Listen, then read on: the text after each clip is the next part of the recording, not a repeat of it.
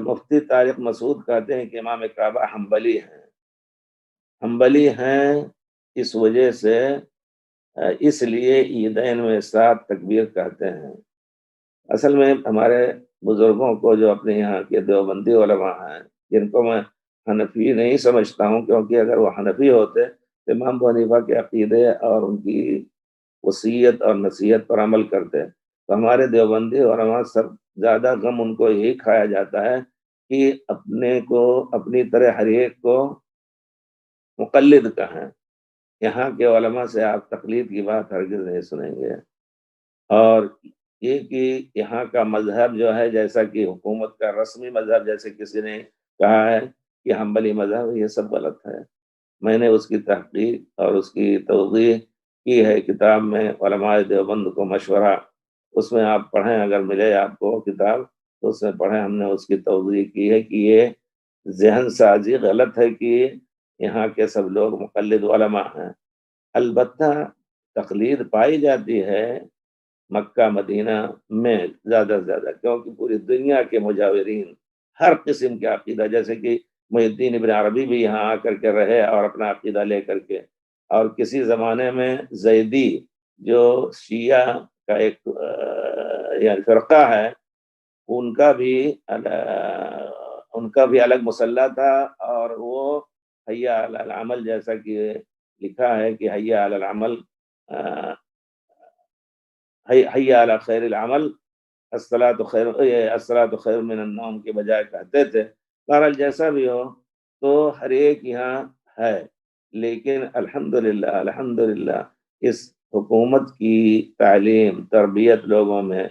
کہ ان کے بچے الحمدللہ موحد ہوئے۔ البتہ بوڑھے بزرگ جو آئے ہیں اپنا عقیدہ لے کر کے، تو میں یہ مثال دوں گا کہ اگر کھٹائی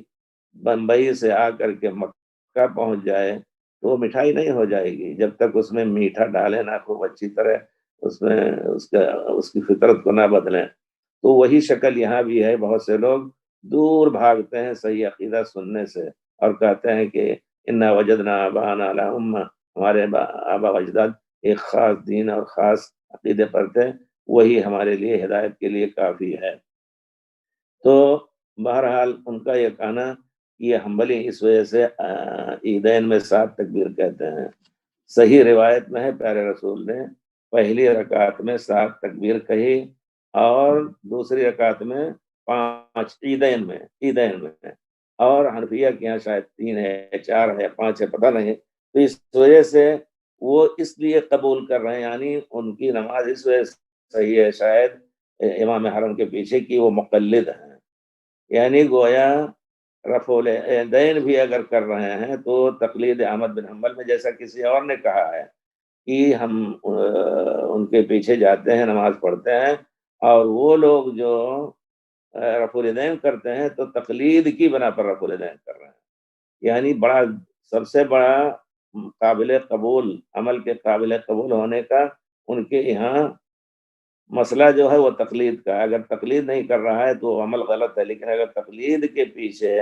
امام شافعی کے تقلید کے پیچھے کوئی سنت پر عمل کر رہا ہے تو وہ غلط نہیں ہے۔ سب سے بڑا جرم ان کے یہاں ہے کہ اگر کوئی شخص، بڑی تعجب کی بات ہے کہ اگر کوئی شخص اتباع سنت کے نام سے وہی کام کرے تو وہ گمراہی ہے۔ یہ چیز ہے، کہتے ہیں کھل کر کے کہتے ہیں، اللہ معاف کرے۔ بہرحال اس وجہ سے سعودی علماء کو بھی خالص حنبلی مقلد بنانا چاہتے ہیں۔ آپ کسی سے پوچھ کر کے ہی دیکھیے، آپ کے پاکستان میں کئی بار شیخ سدیس گئے ہیں، وہاں رفع الیدین کرتے ہیں، وہاں آمین کہتے ہیں، تو ان سے آپ پوچھ لیجئے کہ یہ کس کی تقلید میں آپ کر رہے ہیں، یا سنت میں یا تقلید میں، آپ پوچھ سکتے ہیں۔ اب بھی آپ